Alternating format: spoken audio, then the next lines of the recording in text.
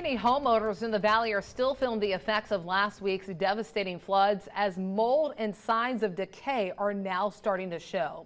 CBS 4's Sydney Hernandez joins us live outside a home being cleaned and being worked on right now in Wesco. Sydney, what should people know about mold?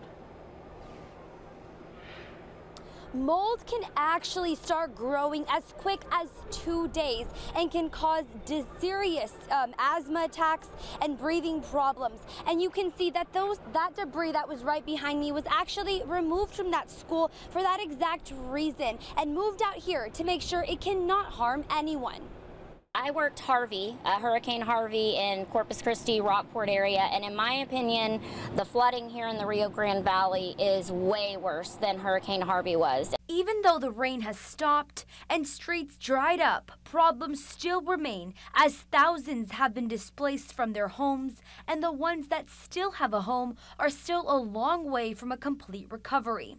Mold is a big problem for thousands like Reina Ortega, the principal at San Martin de Porres Catholic School in Wesco, who is having to rebuild the school from the ground up. There was water at least knee high, so at least 2 to 3 feet of water was in the building. This is our library.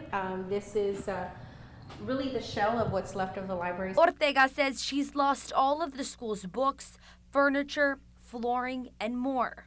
We have lost a lot of our electronics. Our computer lab was completely underwater, so we're still waiting an assessment. Now all they can do is clean up. The crews were in here yesterday removing everything. The building is completely dry, and so now we can begin the work to reconstruct. Health officials say if a home or business had water inside for a few hours, the walls and floor are now contaminated. The contaminated material has to be ripped out and thrown away. The remainder of the home must dry completely, usually taking several days.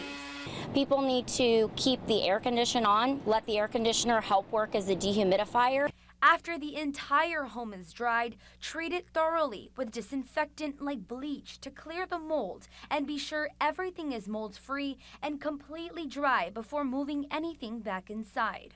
You have feces, bacteria, viruses, pesticides, all of those things are in the water that comes from outside. So then when it comes into your home and contaminates those porous materials, drywall, insulation, and those things, then those things become contaminated. Officials say when cleaning up, be sure to cover your mouth and wear protective gear. Now, the CDC does recommend that no children or people with breathing issues or asthma participate in the disaster cleanup efforts. Reporting live in Wesco with complete Valley coverage, Sydney Hernandez, CBS 4 Valley at 6.